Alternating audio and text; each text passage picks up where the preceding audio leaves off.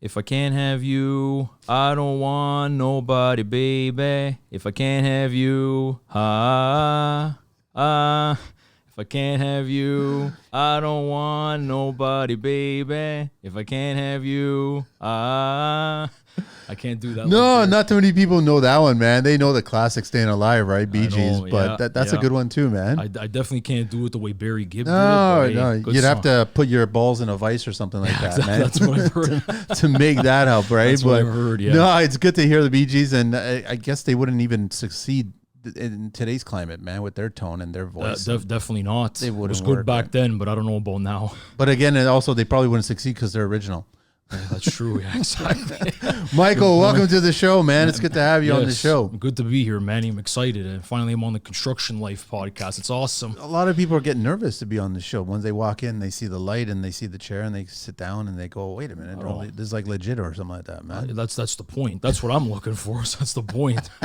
Thanks it's good to have you, man. It's good to have you. And I want to talk. I know off mic we were just talking a little bit about your current project that you're going through right now. Yeah. So we'll get into that. I totally want to get into that. But let me share your details here. So Michael, and how do you pronounce the last name again? Ariganello. Ariganello, right? And it's AMJ Custom Renovations, www.amjcustomrenovations.ca. And then his email is info@amjcustomrenovations.ca. And on Instagram, it's _AMJ Custom Renovations. And then you're also on Facebook as well. And on TikTok or anything? Not TikTok, not yet. Okay, let me do a quick shout out. Coach D, I'm wearing his hoodie, Pure Motivation Fitness. Everybody knows that if they listen to the show, I've done a bunch of shows with Coach G and D. We should probably get him back on the show because there's a lot more stuff that's going on health-wise and everything like that, but I appreciate the hoodie.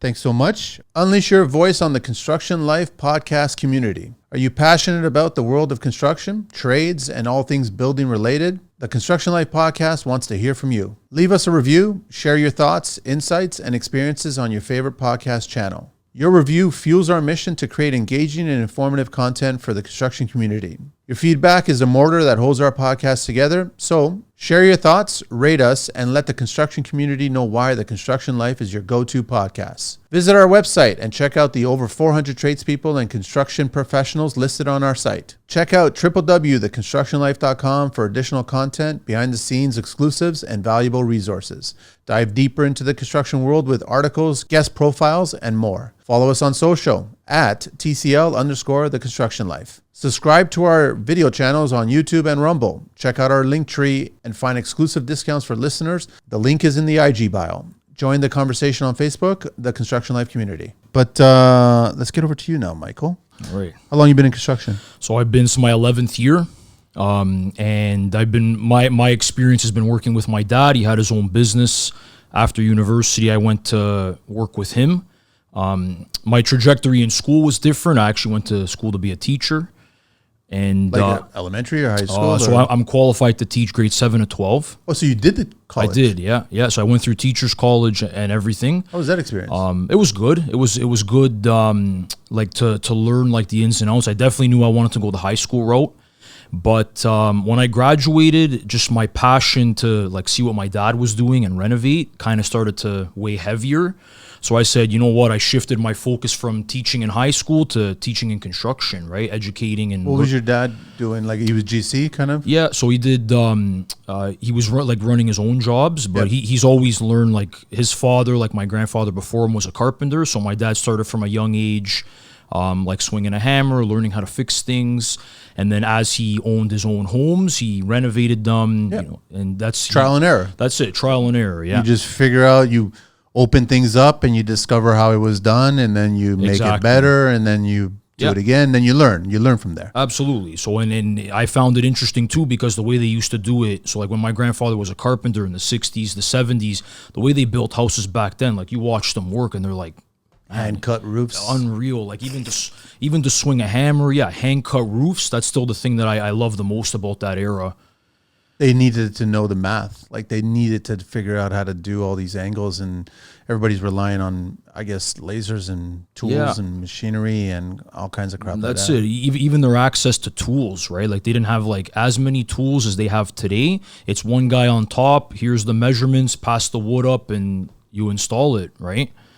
So I found it very interesting. Why didn't you stay a teacher and have your summers off? And I mean, you know what? I look at more of it wasn't so much the summers off. Like that's a perk. A lot of people do say that, but there's a lot that you have to deal with during the year. Not that I couldn't handle it or I didn't want to, but just my passion to learn how to renovate, to be able to like make things with your hands was kind of creeping up a little bit more. So it's not that there was anything particular about the industry that I didn't like the teaching industry. It's just my passion kind of diverted. So it's interesting that you started the show by saying that you actually teach in construction now. Right. Yeah. Which is, well, everybody gets into becoming a teacher at some point, right? With construction. But and how are the students today, Michael? So we're talking in like in the school, public schools. No, in construction, because you're teaching them. So obviously, and I saw that, like, it's the same thing with me. Like, it got to the point where I didn't want to swing the hammer as much, but a lot of people were asking me questions about my opinion, and it was just recently I had someone reach out to me, ask me about using sauce hinges on an exterior gate, and I just said, why wouldn't that work? That would kind of work. It would look pretty slick. I guess the only thing, it would have to be stainless steel. You'd have to just factor in the weather. Exactly. You have to be careful about that. But it makes a lot of sense to maybe do soft hinges on a gate outside. Everyone's so used to putting just black iron, like the classic ones that are on the face, right? Face hinges. Yep. But I was like, that's a smart idea. And I told him, listen, he already picked them up at Lee Valley, and I was like, please do it. Take a picture, show it to me, because I'd love to see how it turns out, right? Well, it's good. I mean, so like the extent of my teaching now is like I had a brief period of time where still running jobs, still working, but I taught in a private college for about 6 months, and they offer they're like construction programs. They're about 3 months long. Okay. And the way the term is split is half of it's in class, half of it's hands-on. So after you teach them the classroom part, they go to the back of the building, and it's like a warehouse area, and you have to construct like a small structure, 20 by 20. Teaches them how to do floor systems, walls, drywall, right up to finish. And then at the end, single floor? Just one floor, just with a roof, and then no roof. That's the size of a garage. Yeah, roughly. The only thing that they couldn't do, just because they didn't have the height, was actually like cut a roof. So it was open at the top, but still teach them floor systems, walls, and then once it's done, they demo it, and then the next class would come in. So demo it to reuse it again. Yeah, so they would reuse a lot of the supplies, or they'd order new lifts, because like lumber twists after a while and things like that. So it was good. The thing I found about it is, if you they give you a textbook, okay, guys, read these pages. If they're not grabbing a piece of lumber, if they're not swinging the hammer to accompany, sometimes it's hard to absorb the information, at least what I found. I had to make it very interactive with videos and with like hands-on. Just to keep their interest? Yeah, because in my experience, I'm a visual learner. Yeah. So if I explain to you, like, okay, this is how we hang a sheet of drywall, I can explain it, but at the end of the day, I think it's more effective if I show you, right? Here's the sheet, here's the wall. So in my experience with the groups that I had, they took more to like, hey, are we going to go into the back? Are we going to start throwing some sheets up? Are we going to practice taping? So it kind of engaged them a little bit more, I found. On the flip side, in the classroom, I would use a lot of like YouTube, great resource. There's a whole era of like shows I learned from my dad that he used to watch, like This Old House, Home Time, shows like that were like Home Time. Holy cow, man! So like that was big. Like when I was growing up, like I could count my dad watching that every Saturday, and it was nice, but they actually showed you how to do things in the video. It was step by step. I picked up a lot of stuff from there. Exactly. It's dated now when you look at it. Yeah. And there's like VHS marks in the video screens. But it was very informative. And I think that a lot of people, there's too much video noise now going on regarding YouTube. Everybody wants to look like a rock star. Yeah. They all want to look like some sort of celebrity. It's got to be some like rock and roll intro, some fast cutting, editing. And I'm like, why don't we just make it just about what it was? Exactly. That I agree with that 100%. I find that that's what you don't see 100% with companies like HGTV. Yeah. Because they're focusing more on like the wow, open concept. Whereas I like to go back to like the mechanics. Those guys in those shows, they knew what they were doing from the start. Like even with This Old House, like Norm Abrams, the way he used to make furniture, chairs, you name it. Yep. Man, that's a skill. I used to joke all the time how Bob Vila didn't know much about on-site experience, but he knew plenty how to communicate with on-site personnel. Exactly. And there's a difference there. You know what I'm saying? It's just, it makes, and Norm was like that. Home Time was like that. It was that little banter between the two of them. I think they were a husband and wife team or something like that. I can't remember exactly. Or they got married or they had an affair. Or I don't know exactly what the story was there. But they had that kind of banter back and forth about, here's the problem, let's solve it. And that's not done today, right? No. So I want to get back into the classroom where you're talking about how, did most of the kids, were they just eager to get to the professional level? So they were. I mean, what I was finding is, because in the private college side, you're getting more, I found I was getting more students that were like changing careers. So a lot of them were older than me, right? So when I walk in, they're like, hey, like, I'm going to just get it right out of the way. Some of you guys are in your 40s, some of you are in your 30s. There were even some people that were in their 50s. I'm like, look, I'm 31. Here's my experience right from the get-go. That way there's no question about what I what I'm teaching them, right? But a lot of them right away, I was finding that they wanted to take the class, and right away they're like, yeah, I'm gonna go and start managing. It's like, okay, you're gonna start to manage jobs. They think that, you know, they're gonna go and start getting volume of work, and I'm like, but hold on a second. I said, if you don't know, this is my opinion too, I was teaching them, but I said, if you don't know the job from start to finish, let's say a bathroom rental, if you don't know to an extent what the plumber's doing, what the electrician's doing, what the drywaller's doing, if you don't know that, you're going to have a hard time. I said, you got to, when you're done this, you got to go pick up a tool pouch, you got to go work on site for someone, and you got to learn. Because it's funny you bring that up, because I've had younger guys work on my sites, and I'm always of the mind of, you want to learn a specific trade? Sure, get on the job site, hang out with the GC. The GC is a manager. They just look at the overall scope. They've got a grasp of everybody's trade, everybody's skill. They're nowhere near the level of that individual's skill. They figured out how to be as professional as possible. But I've had the young guys on there, and you could be working on a project, and they'll just decide, I think I'm good. I've learned everything. I'm ready to go. And in the back of your head, you're like, you're not ready. Yeah. But then fine. So you get an opportunity, and now you want to go build a house. You've been given this opportunity. You found a client or something like that. And you can clearly see while they're building the house, they start to mess up royally from the moment that they left your project. Yep. Because they felt that they were good and they knew everything. They knew enough to get the job done. Absolutely. But all of a sudden you start seeing the back half of the project starts to fall apart. Yep. And you're like, he wasn't ready. They weren't ready. They needed more time to cook a little bit, right? Absolutely, yeah. And that's what that's why I always ask. I'm not trying to dog the younger generation. I'm just saying there's value in staying to the very end. Yeah. Get as much knowledge as you possibly can. Yeah. And you never know. The next project might be even a more challenging project that you might want to jump on board and get those lessons as well. Absolutely. Absolutely. I find that the mentality today is, and I'll say this as like the younger generation, because me being 31, a lot of people, they want the quick road to success. Doesn't work, especially in construction, doesn't work like that. Because, okay, new build is one thing, but when you're in renovations, every house is different.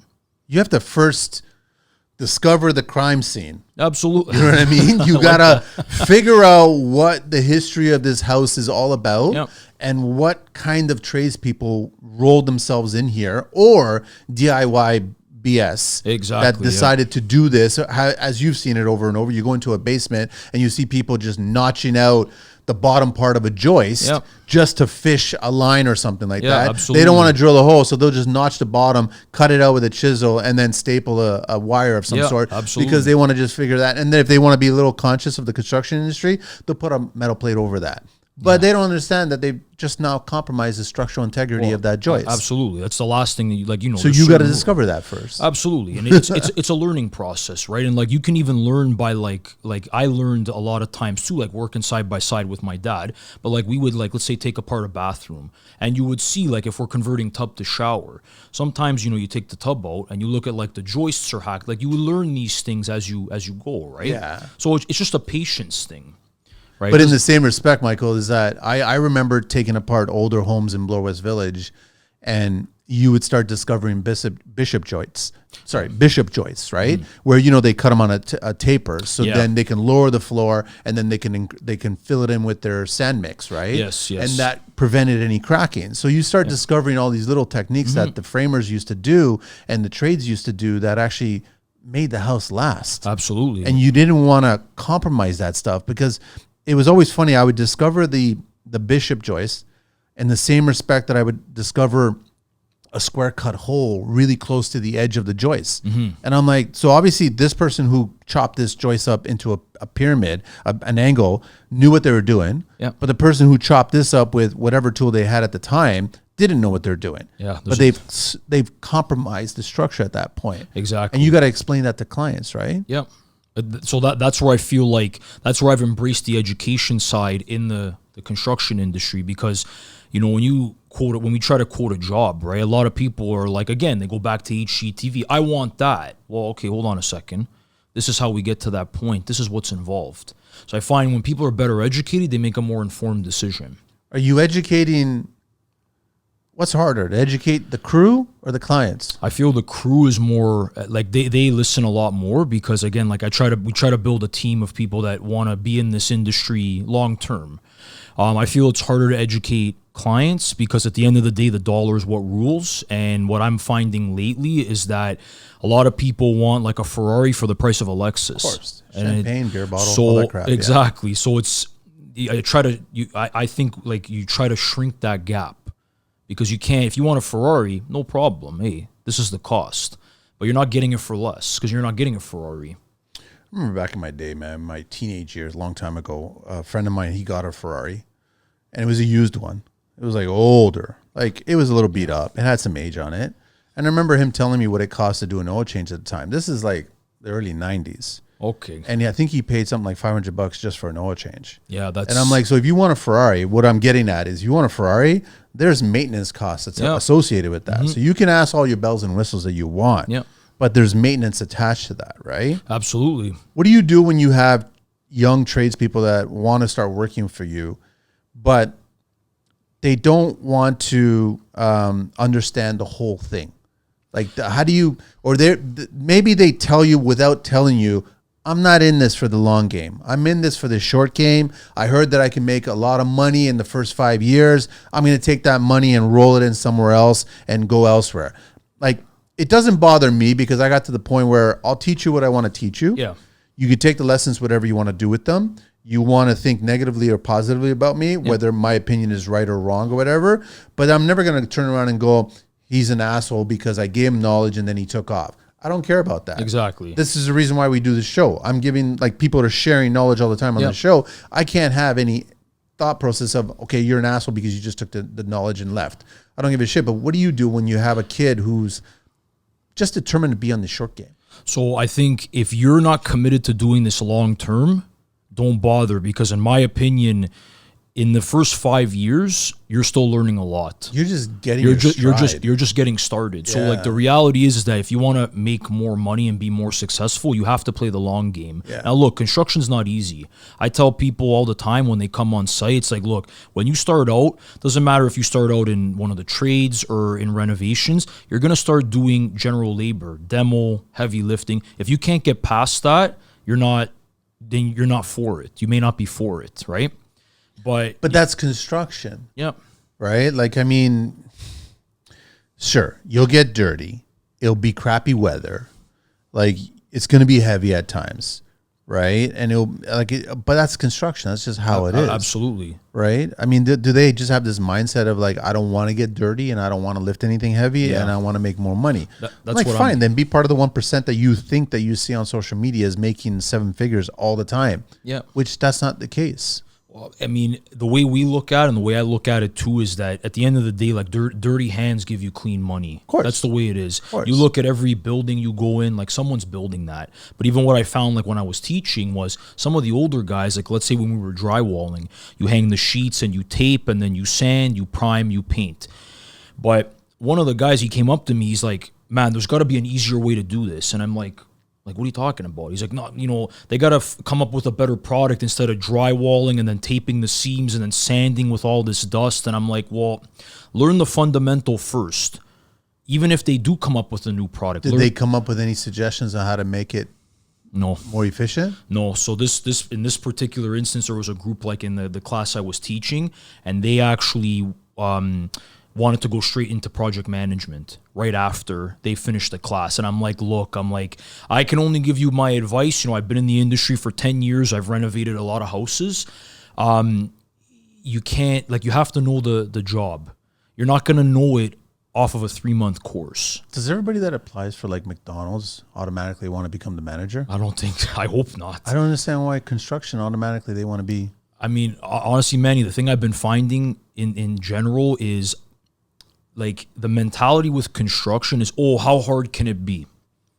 Right? That's very hard. Well, absolutely. But I'm finding I'm meeting a lot of people, even clients in general, that I feel like there's to an extent a DIY culture. How hard can it be? It's well, I love shit like that that's been brought up because for whatever reason, I love social media because we all know that they're always eavesdropping, right? So they're listening. Exactly. So it's just, you'll have certain conversations with certain people, and sure enough, certain posts come up, and you never were searching those posts, and they came up. Yep. And lately, I've been having a lot of gripes with social media DIY influencers. Yeah. Now, the ones that, and I thought this weekend, I'm going to build a coffered ceiling.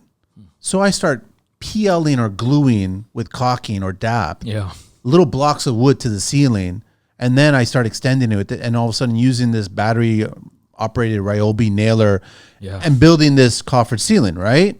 And you see the step-by-step on how they did that. And I don't even need to zoom in to that video or zoom in any of that part of that project. And to me, it's garbage.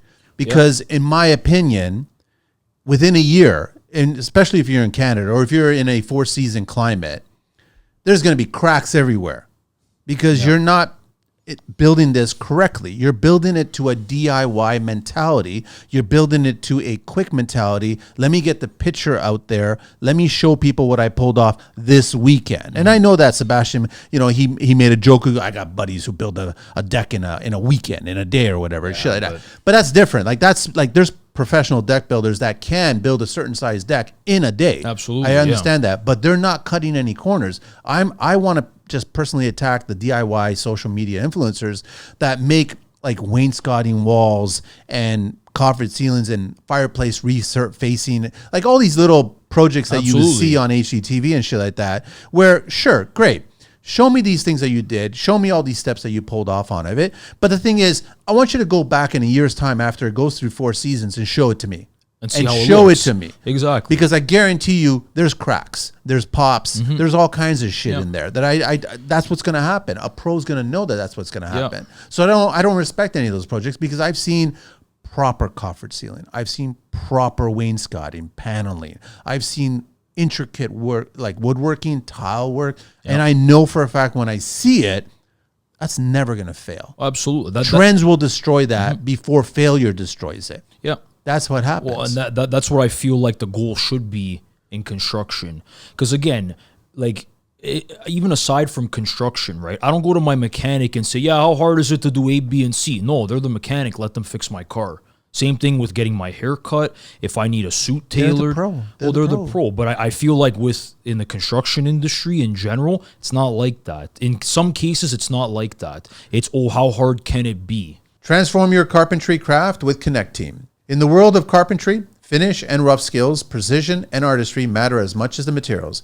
But how do you channel your skills when bogged down by the nitty-gritty details? Meet Connecteam, the game changer for carpenters seeking mastery in both mindset and time management. Why Connecteam for carpenters? Effortlessly track your work hours, freeing your mind for the intricate details of your craft. Empower your team with clear project management, fostering a proactive mindset. Receive real-time updates from your job site through digital forms and checklists. No more wrestling with manual tasks. Elevate your carpentry game with Connecteam. It's not just a tool, it's a mindset shift, aligning your carpentry business with the efficiency and expectations of this year and beyond. Connecteam has a 14-day free trial. Check them out at www.connecteam.com and on IG at Connecteam app.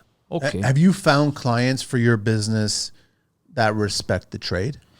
The clients I've been trying to network with, yes, I'm finding that they're responding better because when you paint the picture for them of what they want to do and how much it costs, why it costs this much, they appreciate that more because they want a job that's going to last longer. right? That's not gonna fall apart because, you know, we didn't pay enough, or we hired our neighbor who started doing this 6 months ago. Like they appreciate the value of it, right? That's what I'm trying to aim at in terms of building a clientele, even networking with other contractors or professionals. It's to deliver like a long-lasting product. I think that's important. Well, why is it that clients, they're always quick to judge your price, and they compare it to what they've been approved by the bank? Yep. And they compare it to Kijiji, Craigslist, Facebook Marketplace, which are like, I'm not knocking it. Any tradesperson can start on those platforms to get some experience. And a lot of people that have been on the show said, listen, I know your opinion about these platforms, but that's where I got started. I was like, listen, there's a start line and then there's a finish line. Absolutely, yeah. So, like, trust me, you never want to look at my drywall patching, plastering work the very first time that I did it because I needed a sander to sand it. That's Absolutely, how bad it was, right? But I could feather it like almost a professional. Yeah. So, like, you get to the finish line, you get to that point. But I don't like having conversations with clients where it's like they're comparing my numbers to what their bank approved or what they're looking at on these platforms, when they should be getting 3 versions of you to come out and present very similar scopes, and those numbers, I guarantee you, will be within 5 points of each other. Absolutely. Yeah. So if you're getting these 3 same numbers that are very close to each other, then that's the right ballpark of what this project should cost. And if you guys don't have that money because you don't have it saved up or you don't have it from the bank or whatever, you shouldn't be going to Kijiji, Facebook, and Craigslist or whatever, finding somebody that has your money.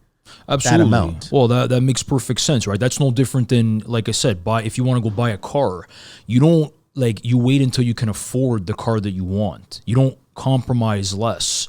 But for some reason, at the end of the day, like, how much is being spent, that's what's kind of weighing. And like I said, if you get 3 quotes, you could get 3 that are $5,000 apart from low to high. But you got to understand, like, what you're not getting at the low end and what you're getting at the high end and what you're getting in the middle. Right, that's where I feel the education part comes in, because just because the guy at the low end is the cheapest doesn't always mean that, you know, he's going to give you the best product. But here's a statement to the clients out there, because I know these fuckers are listening. They just quiet. They stay on the sidelines, which is totally fine. But here's a statement for them. Do you really want to argue with your contractor that you're considering hiring over $5,000? Whether it's a $25,000 reno or if it's a $100,000 reno, I don't give a shit. You want to really argue over a few $1,000s because what do you think the mindset of that tradesperson is going to be? Well, you think they're going to be interested in actually doing a bunch of shit that they discover, which may cost a few $100 here and there, and they'll eat it. Yep. If you hire them on the idea that you respect what they're doing and the price they're offering. Yeah. But if you're out of the gate haggling, walk away from it. Yeah, it's signs of potential problems. Yeah. If it's that hard at the beginning. But see, I don't think a lot of people understand, Manny, is that on the flip side, let's say a homeowner's telling me, well, you know, like, it doesn't cost 10 grand to renovate a bathroom, let's say, for example. Okay, that's fine. So how would you feel if I was at your job and I went to your boss and said, yeah, you pay this person $30 an hour, their job's only worth 25. How would you feel? They don't look at it like that. It doesn't matter. At the end of the day, it's take cut from the contractor, right? So I've taken the mentality is like, you know what? I'm not gonna. I'll be flexible. I'm reasonable. Are you walking away from jobs yet? To an extent, not quite, because I'm still, you know, trying to build that clientele. But I'll be flexible with my price to an extent, but not to the extent of losing money or not making any money, because at the end of the day, I have bills to pay. Definitely now you go to the grocery store, it's not cheap. So I'm not gonna like sweat and struggle because, you know, a client doesn't want to pay X amount. If they don't want to negotiate with me, then okay, I did the best I could. You're bringing up a shitload of, like, I got a bunch of questions to ask you about how I certainly hope.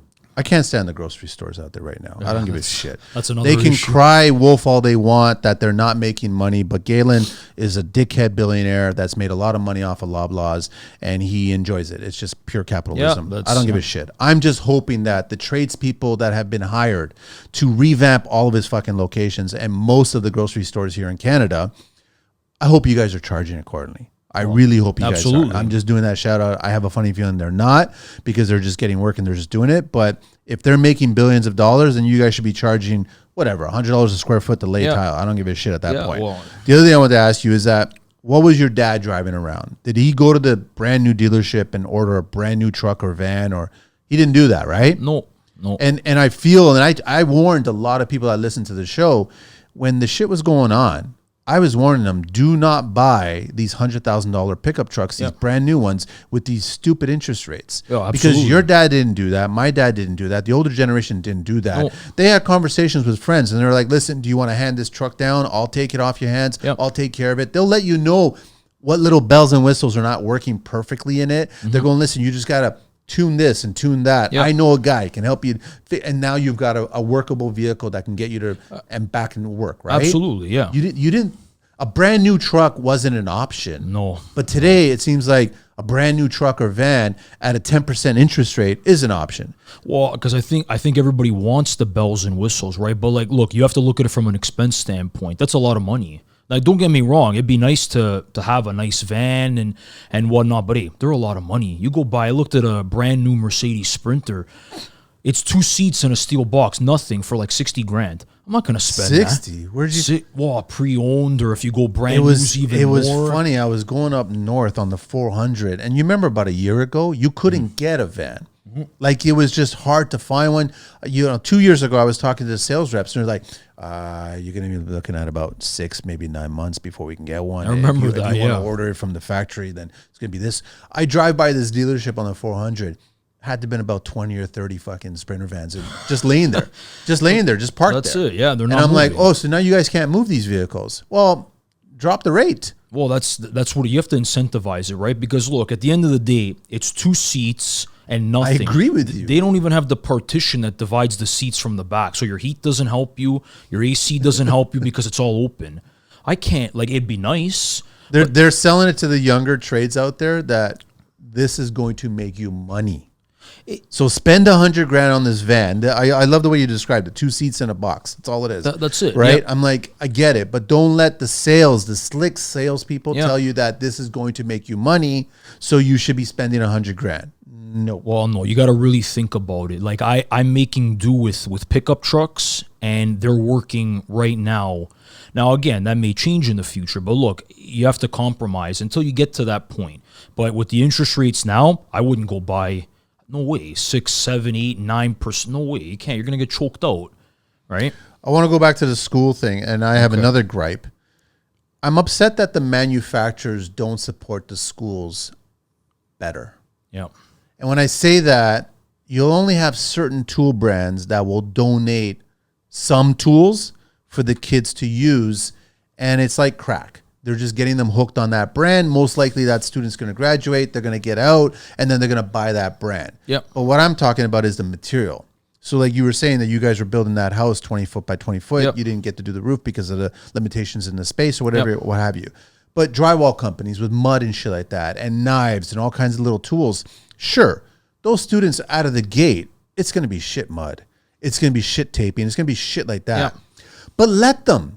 Absolutely. Let them make those mistakes. Absolutely. Get them to get 4 sheets of drywall, build a wall, butt joint and factory joint, do a corner bead with metal, do a corner bead with plastic, tape it on, like all kinds of shit. Use fiber, use paper. Just do all these things so then these kids can see cause and effect of their work. Then they can understand they didn't feather that properly. They didn't squeeze it properly. They left too much material on the floor. They sanded too much.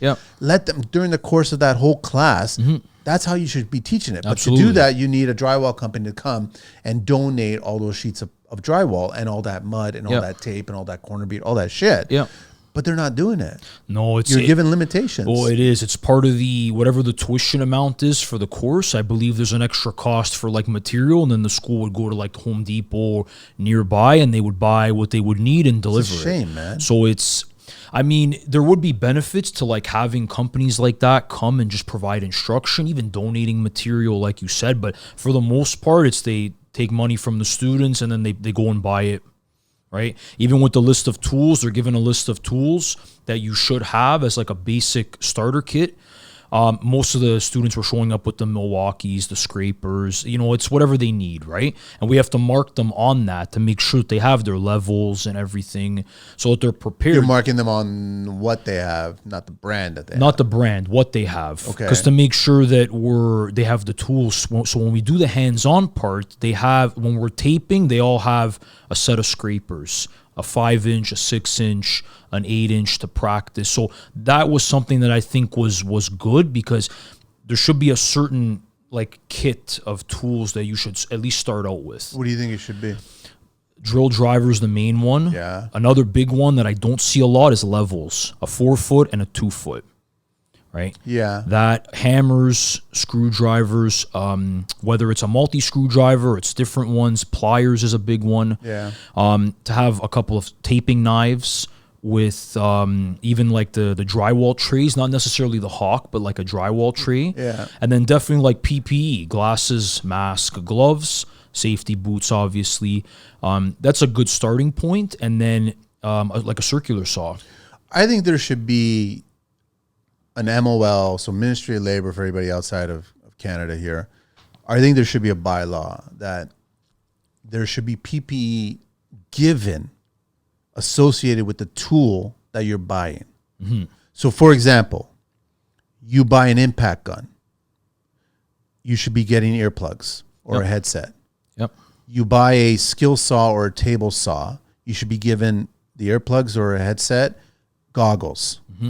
They should just be mandatory. You know why? So then when you get this younger generation coming in, they buy a tool. Everybody's got perfect ears at that age. Exactly. Everything's fine. Exactly. But they don't realize that you're slowly damaging everything about your body as you spend more time working that tool. So in my mind, it's almost like the tool brands are slightly responsible for the failures that are going on with hearing and goggles and all kinds of stuff like that. They should be contributing as part of it. And the reason I bring this up is that when I go on a factory tour of any tool brand or that I've been in the day, what's the first thing they give you? They give you the PPE. They give you the plugs. They give you the glasses. And I used to remember that when I was going in, I was like, I'm not returning these. I'm keeping these. I was like, yeah, it's fine. You can keep them. So I would keep everything. Sense. So all of a sudden I started making a collection of all my PPE coming from these brands. And I'm like, in the back of my head, these should be in the box.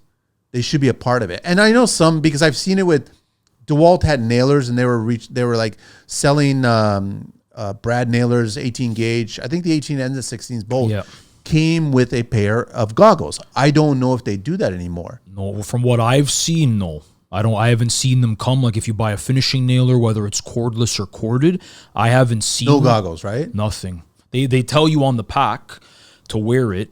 Even like on other tool brands, like like Eastwing, the hammers, they have right on the handle glasses, but that's a little bit different. But sorry, back to the power tool part.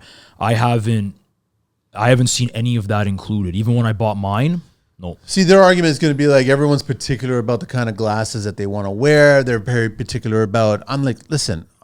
Something is better than nothing. Absolutely, right? So, lots of tradespeople use foam ear inserts on a string or no string, and they still put them on. But you should always have goggles, not on your head, not on your forehead, on the back of your head, on your ears, or something like that, not dangling from your neck. That's true. So if you buy a brand new tool, you pull it out and you use those goggles. Doesn't matter if not the cool ones or whatever. I remember I did a giveaway years ago where it was George from DGR Concrete. And he was like, listen, man, I came across these vintage safety goggles. And man, like, we don't want them. Do you want them? And I did a giveaway. And I was giving out literally vintage, like from the 70s safety goggles. I thought they were the coolest thing ever. And they went fast. It's nostalgic, Yeah, that's all it was. But I mean, like, I think that if you buy a tool, there should be PPE attached to it. Yeah, I don't. Mandatory. I agree with that. I agree. But you don't see MOL doing any of that, talking about that shit. It's not their responsibility. They don't care about that crap. No. And I guess at the end of the day, it's a business, right? It's something else you have to buy, maybe, but I agree with you. I agree with what you're saying. I'm just trying to figure out, like, how else can you, like, the classes, it's a shame that the kids have to pay for these materials, and it's really stupid that these brands are not seeing the value by being there and having their boxes of mud or their drywall there. I get it. The logo's only on the edge or whatever, or it might be, printed on the butt joint or on the factory joint. I mean, I get all that stuff. I understand that, but the 2x4s are all from a certain brand. Like, that information is going to get stuck in that kid if that kid is given the opportunity to practice their craft. Yep. Over and over. See that they messed up the first time. Have someone like yourself, the instructor, explain to them, this is why this could be better. Not this is why you messed up. This is why this could be better. Exactly. And then teach them that way. So then the next opportunity, take those out, chop those pieces of drywall into smaller pieces, and now get them to do a patch job. Yep. Do a cutout and take that cut off and then put it in there, patch it up. Let's see how your skills are regarding a patch job. That's a good point that you bring up, Manny, because when we at the stage where we were building after the drywall stage, let's say we just laid the floors, one of the tasks as the instructors, I go around and I hit the walls with the hammer, make a hole here, a hole there. So if I got 12 students, I'll do 12 holes, and you swing them, and then we show them two different ways: cut the hole out, put a new piece, or they try and teach them they call it like the California patch to fill it in. It's two different ways of doing it, and this is how you do it, and then they go and do it. It's practice in that sense, right? What's better, to fill it in or to put a patch? Me personally, I like putting a new piece in. Right. I guess what's better drywall wise for thickness?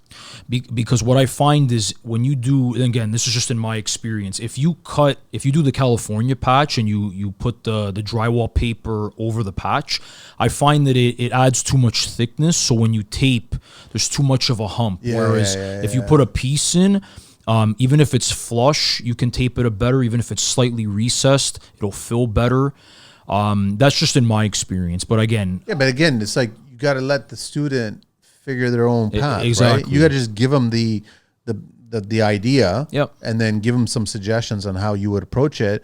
But by all means, you're encouraging the student to come up with their own ways of doing things. Like you said, that one person saying there's got to be a better way to do this. Absolutely. Sure, there was a better way to do this regarding how to do it drywall properly and how to skim coat all this other stuff. But guess what? That took a lot of years of skill to achieve that. Exactly. That's how certain guys do, like the mud dogs do their bathrooms and do their shower enclosures, and they're doing it all with dry pack and mortar and all kinds of shit like that. That's skill set. It is, yeah. You're never going to get out of the gate and do that automatically. No, absolutely. There's no kid out there that I've ever met as a phenom that way, where they can pull that off right off. You have to be taught that on several projects. Yeah, absolutely. So, and the other thing that I utilize too with like in those particular classes, and I remember in one of them specifically, one of the students was, he was with the union taping. So he took the class because he wanted to expand his knowledge. So he was a taper, but he was more like deficiencies taper after the fact. So I utilized him when we were taping. I said, hey, you know what? Come up here, show them how to do the three ways, show them how to do the corners, the flats, because he's the guy on site, on high rise, going into each of the suites with another taper, and they would just fix. All day long, eh? That's it. It Never do any joints. No, it was feathering. No major feathering. No, it was strictly like deficiencies before they go. Ballistic, man. Like, how do you do that? How many years was he doing that for? So he was doing that, I think, for about 15 years. Oh. Yeah, so he liked that better because it's light work. I said, hey, would you ever flip to drywall? He's like, nope. He's like, I see the way the drywallers walk because it's heavier work. It's harder on your body. He just preferred the taping route, right? And I'm like, hey, all power to you. But I utilized his knowledge while teaching because, hey, better to hear it from the horse's mouth. I know how to tape, but I'm not a taper, right? In all fairness, the drywallers walk that way because they're actually doing the craft incorrectly. Yeah. And a lot of tradespeople do that. Like, you'll see that coming out of roofers and concrete, like just a harder, like landscaper, hardscapers, all that stuff, right? Yep. They just put their body in a certain way that they shouldn't be, and there are ways of doing it so then you won't be walking like that. Absolutely, yeah, absolutely. But you get these old school guys that are just, their mindset is a certain way, and this is how they get it done. Well, that's what they're used to, right? But funny enough, like those experiences, like I've learned even from like family friend of my parents, he was a drywall taper his whole life, and he's older. I learned how to drywall with him, and yeah, it was very like labor intensive. Like we were doing ceilings, like the first basement I ever drywalled, that was like 25. We're lifting sheets above our head, and I'm holding the sheet and trying to grab a nail with the hammer. Then, like, I go into one of the tool stores and I find the auto feed attachment. I'm like, oh, beautiful. And I never went back to the nails. I just used the screws and it's done. But so it's definitely a different way of doing the. Has anybody designed an auto feed that works in the corners? No, not that I'm aware of. No, we just use it, go back after and tighten it so that it doesn't pop out, so it doesn't affect the flushers. All And the then drywall guys are listening. They're probably going to be yelling, saying someone probably has an. I mean, if there is let me know, because I run into that all the time. You run into it all the time because the problem is that you've got a 2x4 at the corner, and depending on what side of the wall you choose from, you're going to lose a half inch. Yep. So that's already gone. So now you got an inch now. Barely that. You put your drywall, the other one adjacent to it, and now you got to fit this auto feed into that very corner. So you try to do it on a slight angle, but then you're never going to get it pressed in just right. And then we know the rules about drywall. You can't pierce the paper. If you pierce the paper, then you're sacrificing the actual. Hold. Yeah. So it's like, I think that there's a way to, there's a way to design an auto feed. But the thing is, now you're talking about you have two different guns. And no drywaller wants to be hanging. No rocker wants to be doing two different guns, right? No, I get it 100%. I mean, I'm sure it'll come one day, but that tool alone, like for me, was a game changer. Oh, in the field, for sure. Yeah. Yeah. So it takes longer for you to actually put it in there, depending on, it's a good tool until it gets to the corner. Absolutely, yeah, absolutely. But it was just, and even the difference too with let's say when we bought our drywall lift. The concrete aggregates and construction industry is always evolving. With an ever-changing industry, it's crucial to stay up to date on the latest technology and techniques. Come to the Canadian Concrete Expo to keep your skills sharp and upgrade your knowledge to meet the needs of today's market. The Canadian Concrete Expo offers over 40 conference sessions, certification courses, stage presentations, and live large equipment demos, all in one convenient location. February 14th and 15th at the International Centre in Toronto. If you haven't looked it up yet, go to the CanadianConcreteExpo.com and sign up for the newsletter to get special show offers direct to your inbox. To use on site. In the past, I learned doing ceilings by hand. I mean, certain situations, I'll still do the ceilings by hand with another guy on site. But we did one job where we had to do 54 12s on the ceiling. No shot was that going by hand. Put it on the lift, crank it up. No. I can go for lunch. It just stays there. Labor-saving devices, smart. Right? Are you still doing, Michael, you doing everything yourself, or what do you have subs? So you have employees? So we have in-house, it's myself, my dad, a family friend of ours who's been doing drywall for a while. And then I got a friend of mine who I hired, and he wants to learn the trade. So he's still very green. So in depending on the size of the job, that's where it'll divide between us doing it and subbing it. So if we have to do a bathroom, we'll probably do most of the work ourselves. But when we get to volume, a whole house, I'm not drywalling a whole house, right? So for me, the difference is the scale, right? So tile a bathroom, no problem. If I got to do 500 to 1,000 square feet, I'm calling my tiler. Plumbing, electrician's a given, but it's based on volume. Yeah. Yeah. And you're finding, how old's your dad? He's 62. So, and is he always comparing it to the past? In terms of how work used to be done, I guess material and work, right? So, skill wise, I know observations he's made for me is that the skill set of the trades, let's say 30 years ago, even around the home time era, that one, even before Mike Holmes and all those guys, the skill set and the workmanship was different. There was more, in his opinion, and even in mine, there was more pride attached to it. And they had a genuine, not that people today don't have a genuine skill, but it was just different, right? Here it's more, you get that quality, but I feel sometimes the way things were used to be done, sometimes it's forgotten. So we try to do that now. Because they worked as a team. Yeah. They understood that no one person could do the entire task. Yeah. They needed the group of people that were there to do the work. So they worked as a team. It was and you saw that. You don't see, you see team trades, individuals. Mm-hmm. You'll see a rock solid framing crew, a rock solid tiling crew, but you never see the whole team working together. That's very rare. Yeah, it is, especially when you're dealing with different trades on one site. It's hard sometimes because I've seen a lot of people with the mentality of let's say if the plumber comes in, he does his plumbing, see you later. He's not worried about the drywaller. He's not worried about the tiler after that. So for argument's sake, if the shower control's not set at the proper depth, that messes up drywall. Now, if I'm drywalling, I got to go back a step.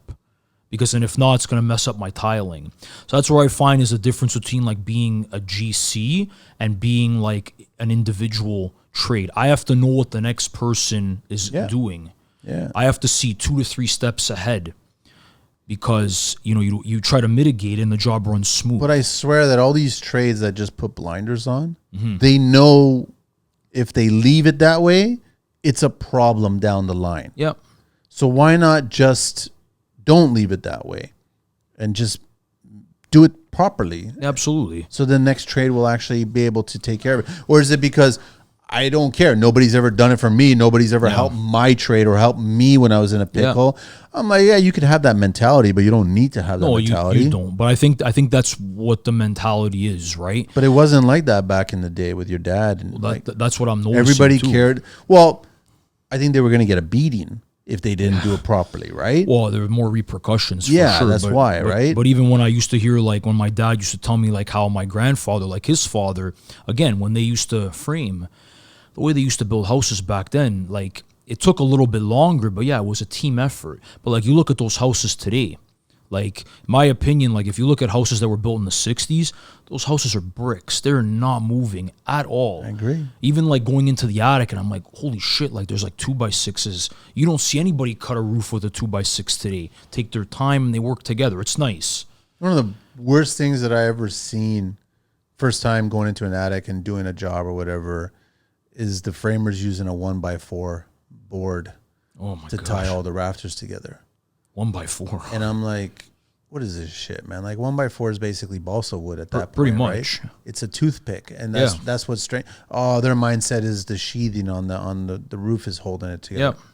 You mean the 1/2 inch OSB that's swollen up to 3/4 now because it got rained on maybe a month before the roofers came on board? Yeah. Like that makes no sense to me. It doesn't. Plus, they got to think too. It's not just about building the roof. It's, let's say there's 10 feet of snow on the roof. Is it going to fall? That's another mentality to have as well, right?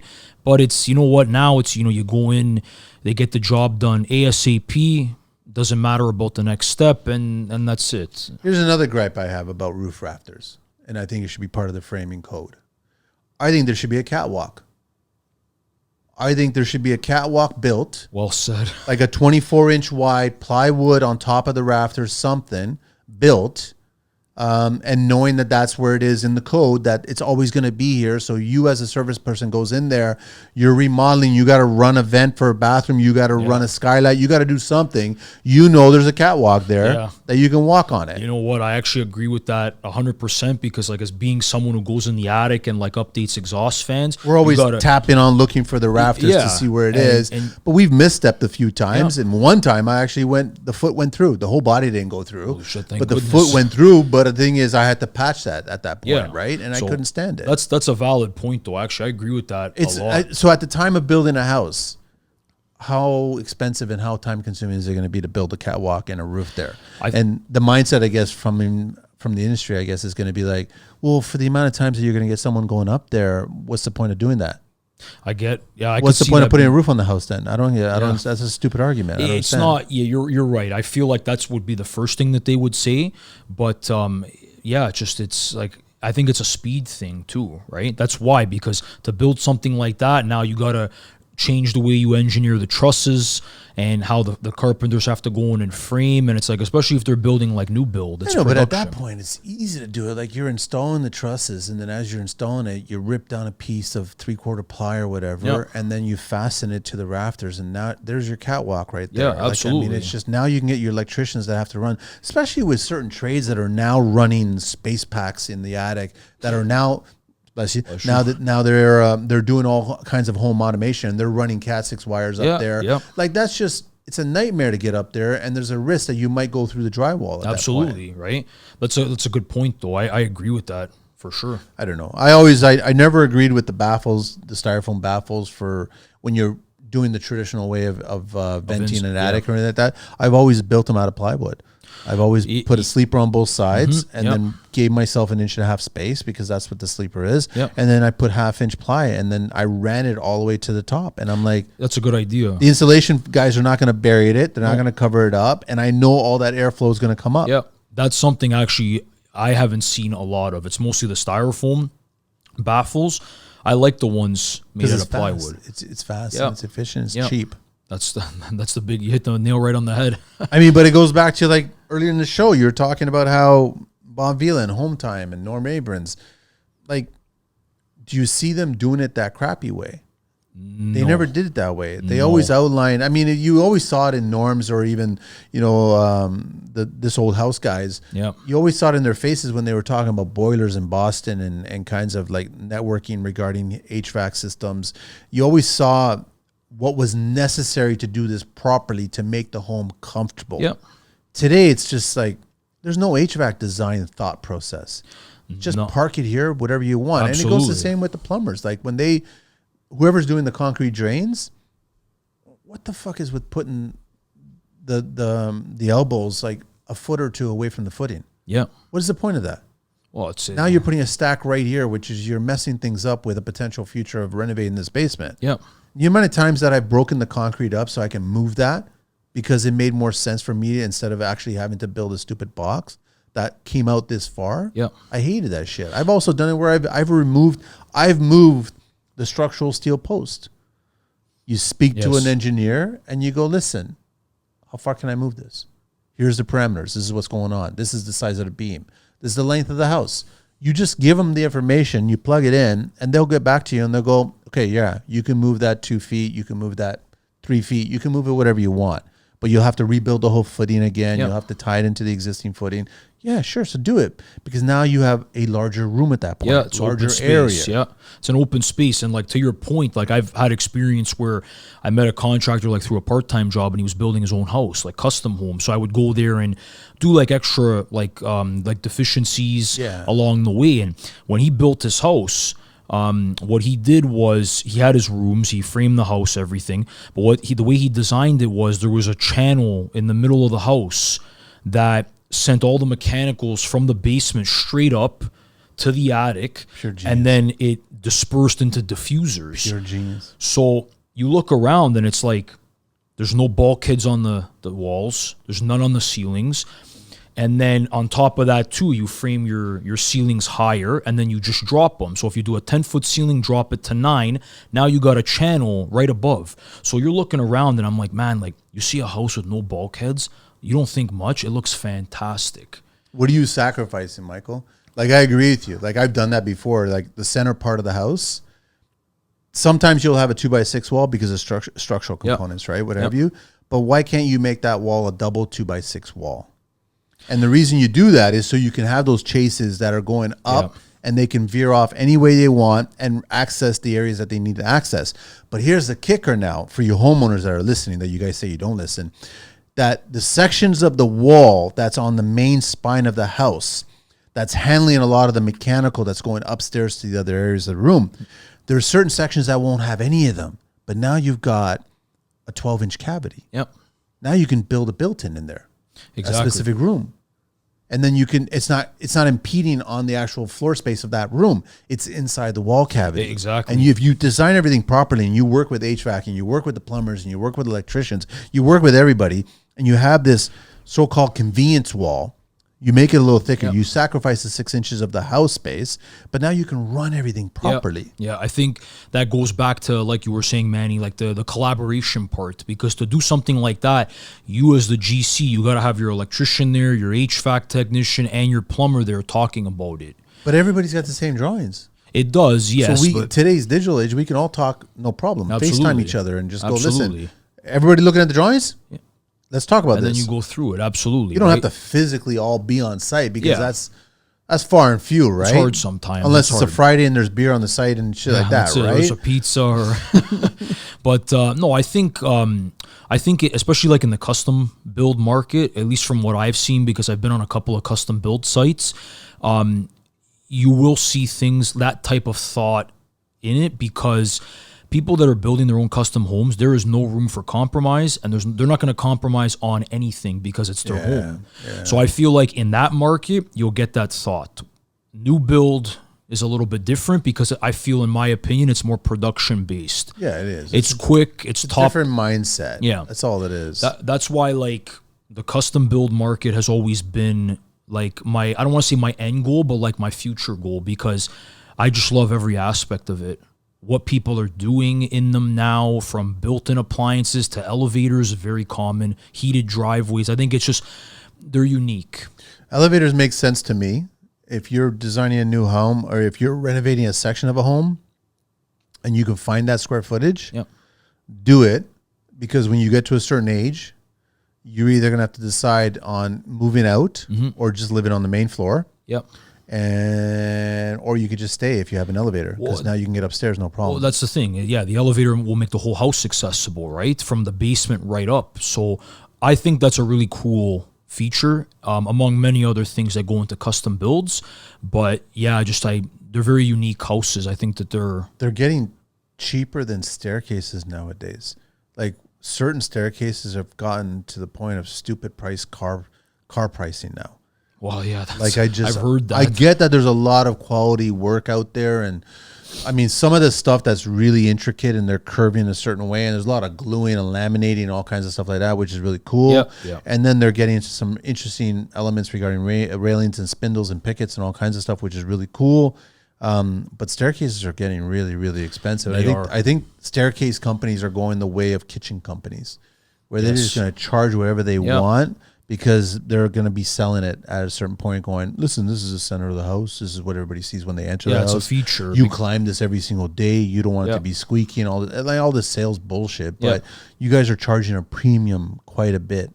Like, there's no way that the trim guys that are on site are charging the same kind of hourly rate. No. And they're still doing just as good top-notch quality trim work as that staircase. And not to mention, like in a custom build, like the intricacy of like trim and millwork now is way more than what it used to be, even when I started.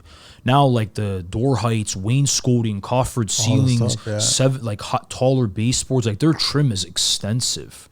But again, they won't come close to like what the stair price would be, right? I just been seeing them that get, like, I remember 15 years ago, it was relatively reasonable. I could order a stair and I'd be like, here, listen, this is what I need. This is what I'm looking at. It was always, for the most part, I think, except for two of them were walnut. The rest of them were all white oak. Wow, it was always a stair. Like, it was maybe a couple of them were red oak and shit like that, because red oak still looks beautiful too. Yeah. But they were reasonably priced. But lately, I think a lot of people are getting into the mono stairs, and then you're having the floating steps. Yeah, with the steel. Yeah. What they don't realize is that if you've got pets or kids, you drop something, it ain't going down one floor.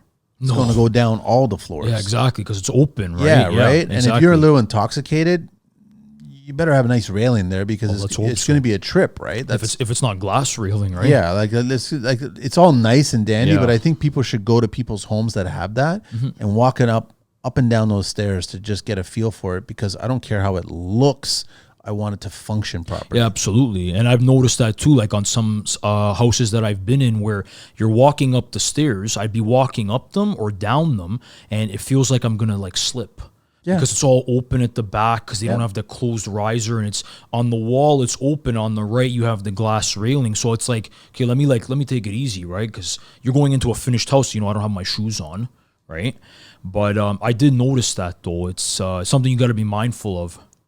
Nobody really test drives, eh?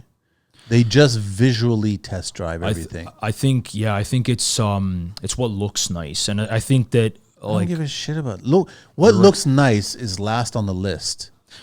Yeah, exactly. To me, well, I think, like, in my opinion, I think that it should be functional first and foremost. Yeah, right. Because again, when you renovate your home, or whether you're building a custom home, that house has to function for your circumstances. If you got young kids or pets, whatever it is, right?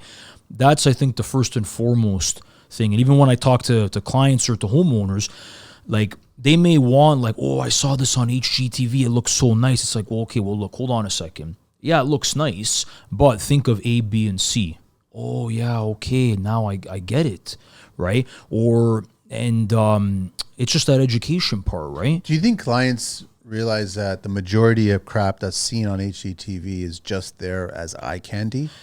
That there's no value behind the function of what you see on HGTV? I think so. So, like, in my experiences, a lot of homeowners that I've spoken to, even trying to sell work, you don't hear too much of what's going on with like design wise on those shows, what I'll hear a lot of is, well, they did this on TV and for this much, or I want something like what's on TV. First of all, they don't share the exact prices. They don't. And funny enough, because I did it for my own, like I wanted to look it up on my own, but if you go on like their websites and you apply as a casting call, they tell you have to have a minimum budget. Yeah, I know that. Right? They tell you exactly what the parameters are and all this other stuff, but they don't tell the viewers that are watching the show. I know that Mike Holmes tried this 10 years ago. He was actually given the grocery list of what everything cost. Yeah. And he stopped doing it just as quickly as he started doing it because people started writing in going, that's ridiculous that cost that much. Yeah. That's too expensive. I remember. I think that was on specifically like Holmes Makes It Right. Yes. At the end, he would calculate everything and real numbers because I looked at it and I was like, yeah, those are relatively, they're in line with what it would cost to do that. But homeowners didn't like seeing those numbers. Yeah, well, it's sticker shock, right? But at the end of the day, like, okay, when it was on TV, but that was the look at the outcome. Even like, because those shows there, they film the during as well, right? So while they're on site working, so you see like what the trades are doing, what the plumbers are doing and stuff. So that's what the cost associated to get that kind of job, right? So it's sticker shock, but I feel like, again, we try our best to educate homeowners to see like what you're getting and what the dollar value associated with it, and you hope for the best, right? Have you seen, Michael, like have you seen your business slowing down because of, obviously Canada's gonna fucking crash. I don't give a shit what anybody says, right?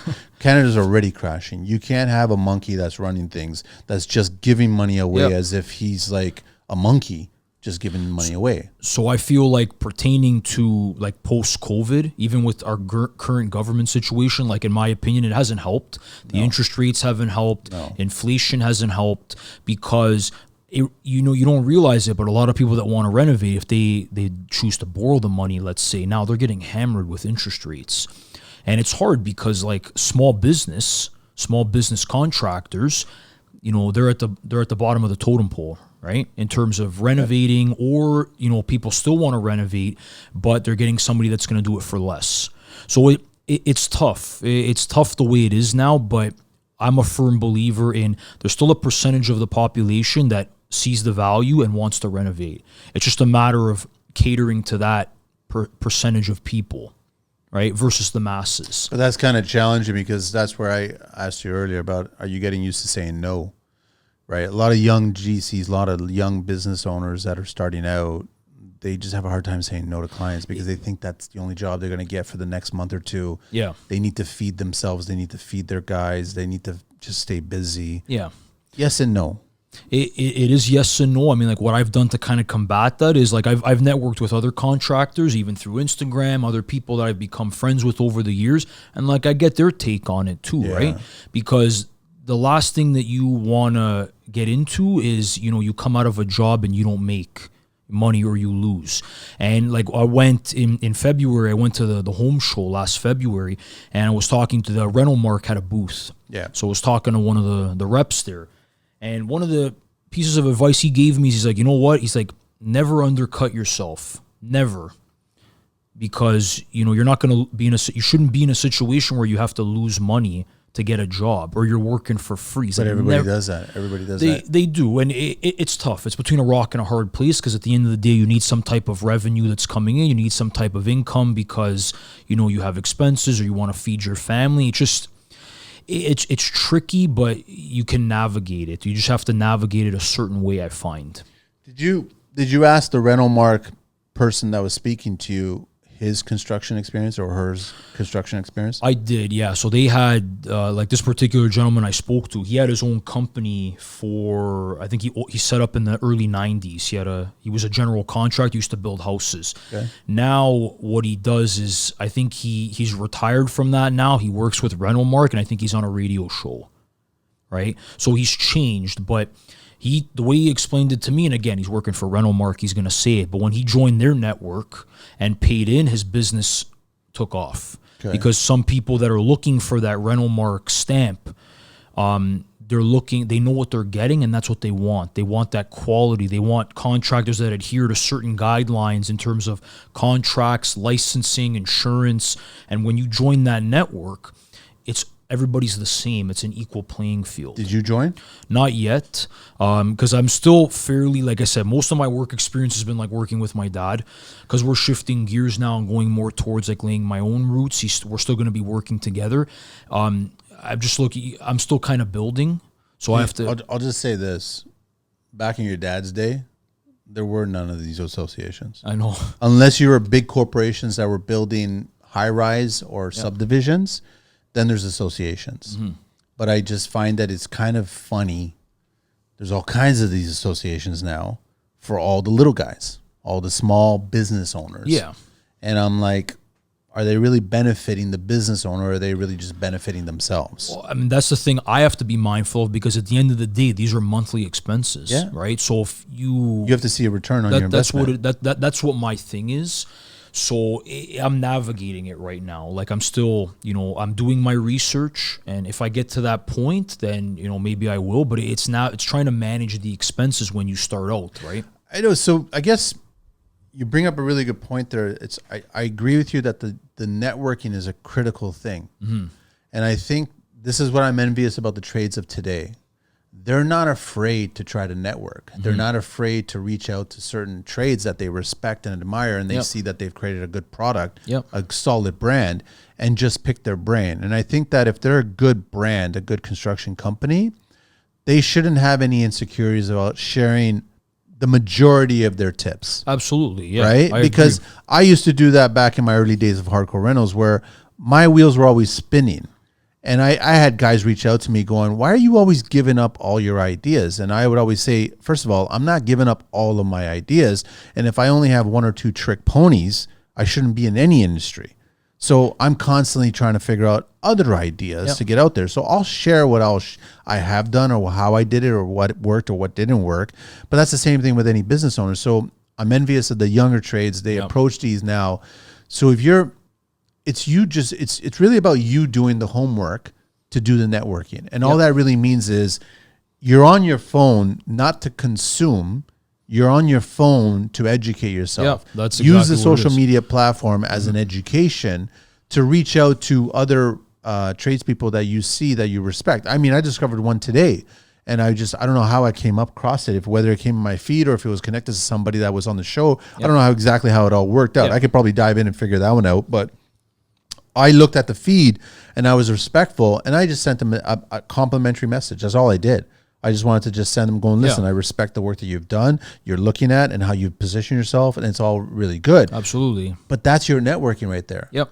And you'll eventually get, if they're in the same city or whatever, you're visiting a neighboring city or whatever, set up a call, set up a coffee, set up a meeting, set up something. And just go, I just want to pick your brain, man. This is where my business is at. I got one employee. I'm a one-person shop, whatever. I want to get to your level. I want to have 10 million billables in the next 5 years or some shit like that.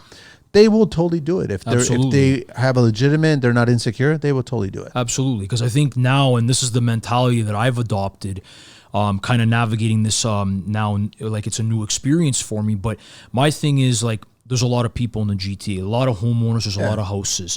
So as a result, my thing is, like, I would just want to be part of a network of like reputable contractors, professionals we're all delivering the same product. There's plenty of business for everybody. So it's not necessarily that like, oh, you're my competition, I can't talk to you. No, it doesn't work like that, because you got your clientele over here, I'll build mine over here. As long as we have the same like standards of how the product we deliver, that's what my concern is. But you're already doing that, Michael. Like, that's the thing about it. If you're on social media and you're engaging with certain people, like you and I met through social media. Absolutely, right? So you're already doing that. You're engaging with that. The problem I have is those associations are not doing that. No. They're kind of just out there and kind of giving their sales pitch, and then all of a sudden they're hoping that you come in and you believe the Kool-Aid that they're serving. And then hopefully it does work. Listen, I've had that argument about Homestars. I've had that argument about all kinds of associations. And I've always said, if they're benefiting your business, by all means, continue doing it. Absolutely. It's working. If you're getting solid leads, then by all means, do it. But if it's a race to the bottom and you're competing against garbage, then you're just another bag of garbage in that pool. Absolutely. Is that the kind of builder you want to be? When I built my first house, one of the best compliments I got was from a home automation guy that I never met. He was on vacation and everything was all done through conference calls. Okay. There wasn't even Skype at the time, right? So it's just like there wasn't any of that video calling going on. But it wasn't until he arrived on site on a day that I wasn't in town. I think I was out of town for a vacation or something like that. And then when I arrived on site, he was extremely complimentary about what I had built. Yeah.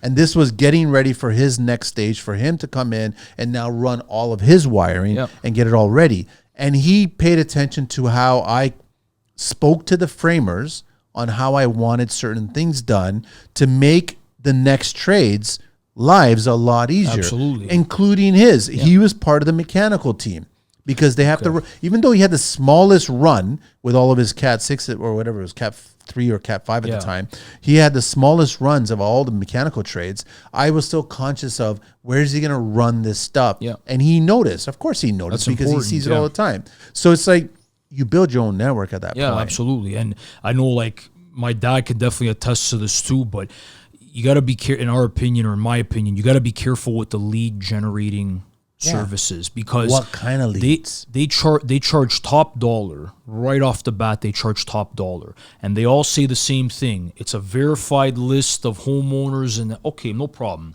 So you test it out, but in our experiences, you're paying monthly. The ROI is minimal, can be minimal. I can't speak on behalf of everybody. In our experiences, the ROI has been minimal.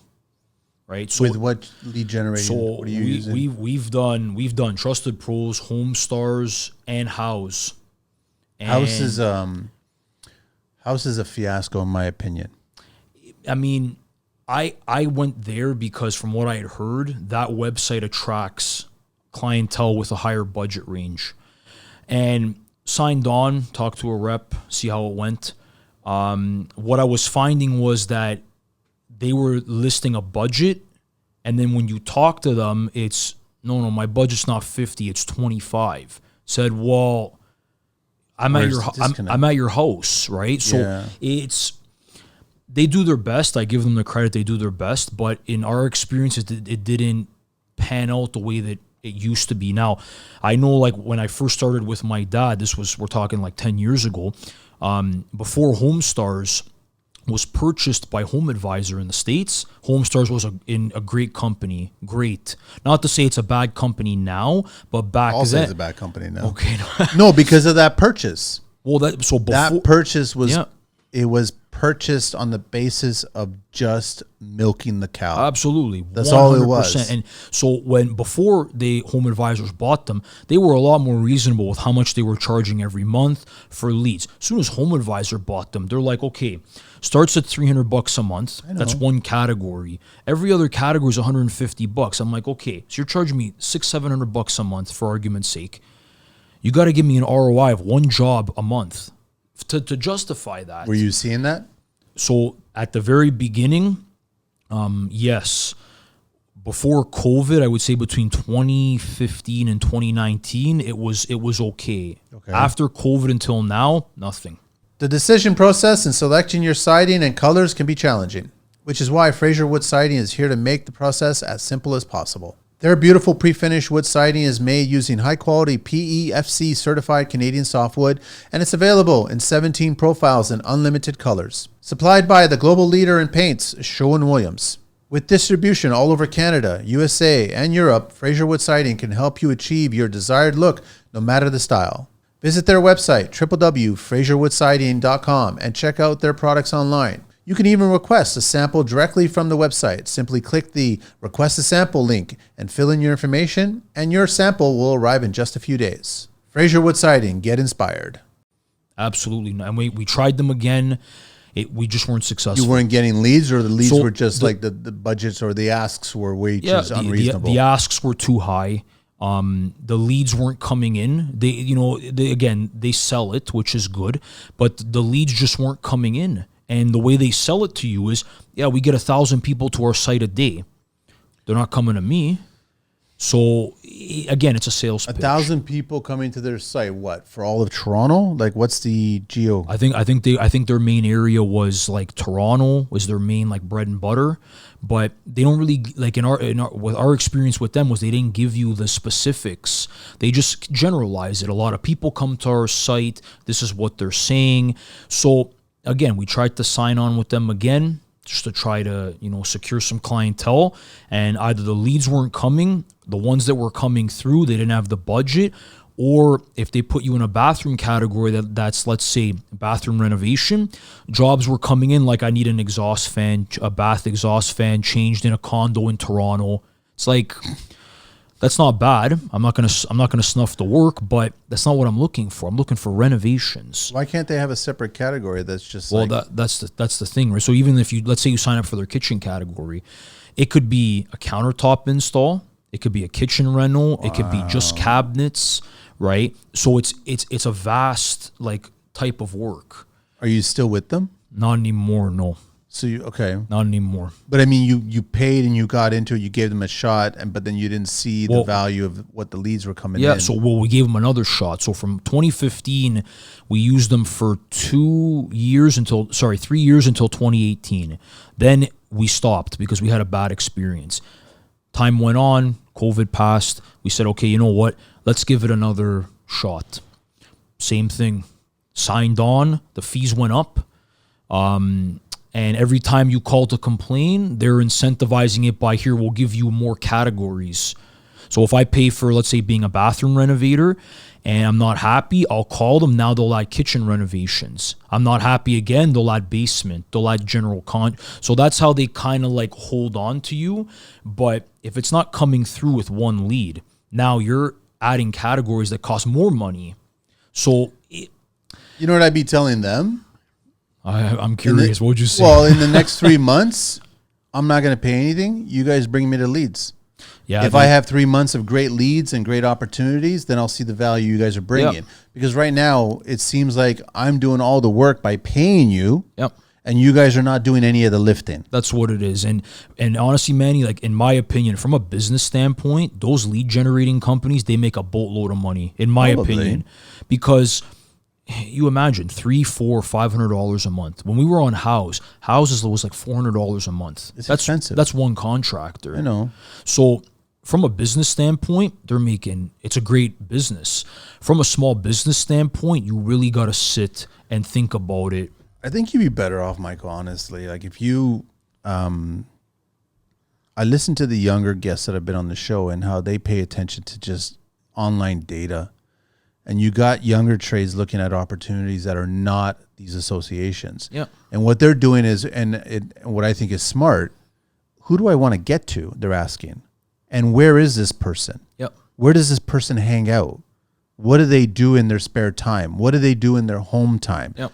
What kind of families are they raising? What's the medium on how old their children are? Are they pet lovers? Like shit like that. Where do they travel? Like I'd be trying to dissect the person that you're trying to sell and go where they're going and make yourself noticed that way. Exactly. Well, you have to identify with them on a personal level too, right? Because at the end of the day, you're not just a contractor going to a client's house. I'm a person going to another person's house at the end of the day. They're family oriented. I'm family oriented. You kind of go off of that, right? And I live on my own. They live on their own kind of thing. So like you have to appeal to that level too, right? And even like aside from homeowners, like even networking with other professionals, contractors, real estate agents, mortgage brokerages, like in every field, in my opinion, everybody has the same like want to network. And I'm finding even people my age too, part of them building their brand is building a network of people. So now if I offer a renovation service, I can take care of it from start to finish, which is important. See, the difference is what I would do is that I wouldn't try to sell myself at any given point of this networking process. Yep. It's just I to would say, hey, how's it highlight going? my skill set and my personality. Yeah, that's what it is. It's not a sales pitch, and that's what I find I haven't been doing. It's even just to say like, okay, even like let's take it like with you. Just say, hey, how's it going? You know, love the show, right? You know, thanks for what you're advocating for, right? Yeah. And it's again like your forum is giving back to the industry, right? But even just to say, hey, how's it going? Thanks for everything that you do. I heard your show. Yeah. Then that's it. You start talking like that, right? And I think that's important. Yeah, but Homestars doesn't do that. Any of these associations don't do that. no. They only start to semi do that Yeah. when you start hinting that you're leaving. Then they start to really care about who you are. Exactly. Now So, you're a person in their eyes. Yeah. Because you were a number before that. exactly. And right. the numbers were good because you were paying every month. It just rolled over in your credit card every single That's month. it, yeah. And they got their money and they kept on going. Yeah. But up until then, you never heard from them. You never got any possible leads that worked for your business, that made your business in grow. our experience. Are they sending you messages as like, okay, Michael, have you doubled your income this month? Have you looked at, I don't know, are you considering next year about bringing on 2 employees? Are they having these conversations? Of course not. That's what I'm saying is that they don't, bottom line is they don't care about you. Well, They care about the dollar that you bring. Yep. And the thing with them is that we stopped using them, but what we were finding was happening, like what they were doing was, let's say I stopped paying for their service. So now my profile's still on Homestar's website. Let's say it's not now, but it was, right? So what was happening is, let's say you're searching us up. You say, okay, AMJ Custom Renovations. Wow, here's your Homestar's profile. So you're looking through. As soon as you get to my page, now another paid contractor pops up. So now, let me go and look at him. So now what they're doing is they're taking our pictures on our profile, and now it's being tied to check this guy out. So when we stopped using them, we're like, look, you got to take our profile off of your website, not to have an inactive, gone. So now when you search us, we're not there anymore because they shouldn't be doing that. That's interesting. Right? House does a similar thing. Yeah, so it's something to be mindful of, right? Because you don't want like your reputation being intermixed with another company, because let's say that company doesn't do the same level of work that you do. Now you might be accidentally associated with that. So we had to make sure that like, look, we're not with you guys anymore. Axe our profile, nothing. We don't want any trace of us on the website at all. And then we just, you move on. See, your old man would not have been doing any of these things back in the day, right? Because he wouldn't, and it's not that they didn't exist. He wouldn't see the value attached to it. Because you got to prove yourself first. Absolutely. And they're not proving themselves. He even tells me the same thing now, because look, especially if you're on social media, you get messages like that every day. I get hey, can you take on another 10 projects this month? Okay, well, take it easy, like, first of all. But he says the same thing. He's like, look, don't be quick to buy into that, because they're good at taking your money, but the ROI may not always be there, right? You hope for the best, but you got to be realistic. So I'm not so quick, even when I've seen like his experiences in the last 10 years, I'm not so quick to sign on with trusted pros, with websites or lead generation companies like that now, because I've been through it, right? What's the worst thing about construction that your dad has taught you that he doesn't like? And is it in line with what you don't like about construction? So we all talk about passion and everything. Everybody loves it. It's yada, yada, yada. It's Exactly, great. Kumbaya, whatever. But there's bad in construction too, right? So now, like, what I've learned from him, even from what I've seen, it's a DIY culture, and the dollar dictates the job that's going to get done. What we've been finding is a lot of people today, again, they want that high-end rental, that Ferrari for the price of a Lexus. So you have to really be careful with like who you're selling to. And on the flip side, if you give them an inch, they'll take a mile. Things to be mindful of. I agree with you. It totally is that way, right? That's why I think that the sooner you can learn to say no, the better it is for you personally, you professionally, and growth. Yes. Your business will grow. Absolutely. So you have to get over that fear of, I have no work this month, right? It's a work in progress. Though, when you're not swinging the hammer, then swing the fucking pencil. Yeah. Work on the business when you're not swinging the hammer. So that's what I always like set time aside to do. Even just cold calling, for example. Like I do on average about 5 cold calls a week. Just to like someone in similar industries, mortgage agents, real estate agents. What if you did 5 a day? I would try to, but you know what my thing is that I've been finding is a lot of people I've been cold calling, they're like, yeah, we can use your services.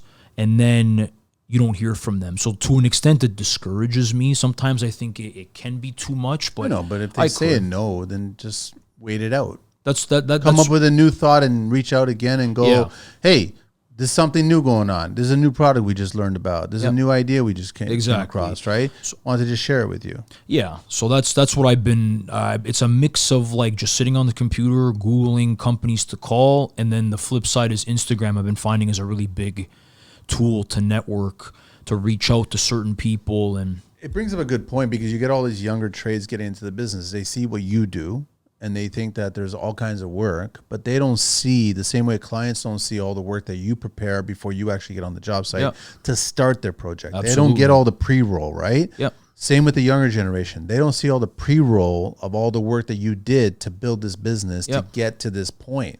There was a lot of friggin' cold calling, prepping stuff, organizing stuff, failures, losses, all kinds of shit like that. They just think it's cool to swing the hammer, but they need to be taught there's a bunch of other stuff. Oh, absolutely. You have to put in the work. And I've worked with people personally, like on her sites, that have the same mentality. Like, yeah, there's plenty of work all over the place. It's like, hey, well, when you leave the site and you go home, you're going home to spend time with your wife, your kids, you're relaxing. I'm going home, I'm showering, I'm eating dinner, and I'm going to a client appointment because they want to do work. Then I'm coming home, I'm getting ready for what has to go on site the next day. Yeah. So there's that disconnect, like you said, right? And once, I feel like with the younger generation too, once you embrace that you got to work double as hard. Working on site is one thing, working on the business is another, right? As soon as you accept that, then things will start to move a little bit better. I think more and more of the older established trades should just tell the younger trades. I think the first question that should be asked shouldn't be from the younger trade looking for work. I think it should be from the employer looking to hire the employee. Yep. And I think the question that should be asked is, are you going to add value to my business or not? Well, that's what it boils down to. Simple right? as that. And you can pick up on like someone's work ethic and how they work right away. But again, they need a certain trial period because it takes time to learn aspects of the trade. But even having a good work ethic right from the start, you'll see that sooner rather than later. If they're a good worker or if they're a clock puncher, if they're asking questions, if they're not asking questions. So it's like things to be mindful of. But yeah, it all goes back to like running a fluid business, right? So and we got to wrap it up soon, but, and this has been actually a great conversation. Yes, I've been paying attention to a lot of younger small business owners starting up new ideas and stuff like that, right? And there was a person that I came across, and anybody who knows me, like I like cookies, right? I've always liked cookies, right? I don't like that cookies nowadays have become like $3, $4, $5, $6, $7 fucking cookies nowadays, right? Yeah, they're expensive. I don't get it, right? So I came across some new place that someone was talking about, and I'm like, let me check this out. And I go and I check it out, and all of a sudden I discovered that this place is only open Wednesday, Thursday, Friday, and Saturday. Holy jeez. That's it.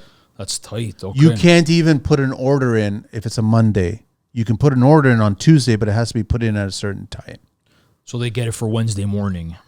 So then they're not open on Sundays. And where I'm going with this is that you get a lot of the kids that want to get into construction. It's like, when you get into construction, I quickly learned, and I came from production as well too, there's no such thing as a Monday to Friday. There's no such thing as weekends. There's no such thing as a 8-hour workday with 1 hour for lunch. All this time shit, that doesn't exist. No. But yet all these younger people that are starting these really cool and hip kind of ideas, like a cookie shop that's only open 4 days a week, specific times, right? And they'll close even sooner if they run out. So they didn't make enough, right? Or whatever. Yeah. That's not construction. That's not how it works. No. We always bend over and break all kinds of stuff to get things done, to make it happen for all these clients and shit. And the clients don't appreciate that. But yet they'll go around, haggle your price, and go buy a $5 fucking cookie. Yeah. Well, that's the ironic part, yeah, because I guess for them, there's more value in that delicious cookie than a long-lasting product, I guess. Well, have the cookie and you can eat it on the side of the road when you don't have a house, right? Because you didn't build it properly or whatever, right? Or you didn't hire the right person to do it, and then there's problems attached to it. Absolutely, it's. I think like your house is your biggest asset that you'll own. But I agree with you that the DIY, I'd love to destroy the DIY culture. I just, if you want to do it, go ahead and do it. Yeah. But don't ever compare to a professional. I don't give a shit who you are. Well, that's what it is. And you're right. That comparison shouldn't be made, right? But for some reason, I don't know why, even in like the 10 years I've been doing it, like you still, that mentality is still there, right? Of, you know, oh, how hard can it be? Or like, let's say for argument's sake, like if we're painting, for example, and someone says, hey, come and paint our main floor, going up to the second floor. So, you know, like that stretch of wall goes from the main floor to the second floor. Yeah. So you need ladders that are taller and whatnot. Go up there and cut 16 feet in the air. So if you say, for argument's sake, we'll use rough numbers, say it's $1,000. Well, what are you nuts? It's only a couple walls here and there. I'm like, okay, go up 16 feet, cut the ceiling, come down, move the ladder. Tell me how it is, right? And that's it, right? I had a job, and it was like she was asking me, can you replace the smoke alarm over the staircase?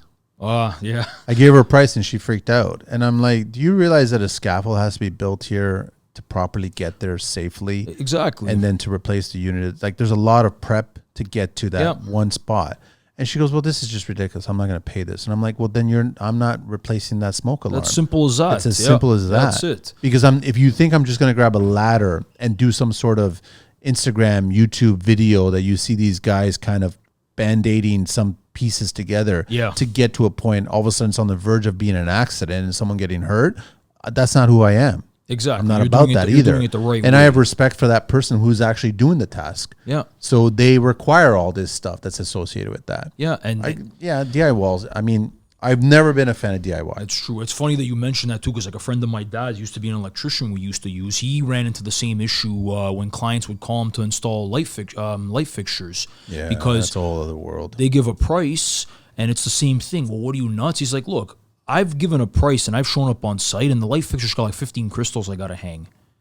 15. Or for argument's sake, tiny, man. That's nothing. Yeah, for argument's sake, or they're like really high, right? And people they miss that part of it, right? Honestly, man, I've thought about it. I mean, I talked to my dad about it. I've talked to guys on site.